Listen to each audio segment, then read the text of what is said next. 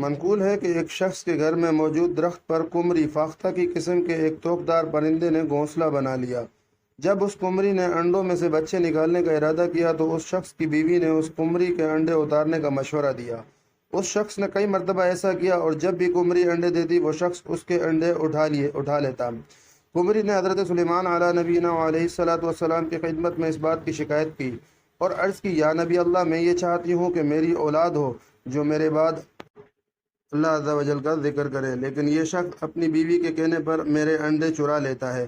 جب قمری نے کئی مرتبہ اس بات کی شکایت کی تو حضرت سلیمان علیہ الصلوۃ والسلام نے جنات کو حکم دیا کہ جب تم اس شخص کو درخت پر چڑھتے دیکھو تو اس کے 2 ٹکڑے کر دینا۔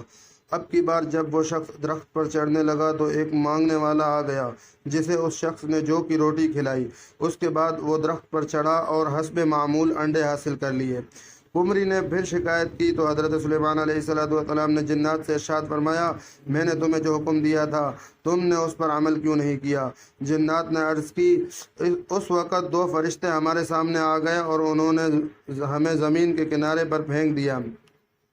سائل کو خالی ہاتھ نہ لوٹاؤ۔ حضرت سیدنا عیسیٰ روح اللہ علیہ نبینا علیہ السلام نے ارشاد فرمایا، جو شخص مانگنے والے کو اپنے گھر سے خالی ہاتھ لوٹاتا ہے تو وہ 7 دن تک رحمت کے فرشتے اس گھر میں نہیں آتے۔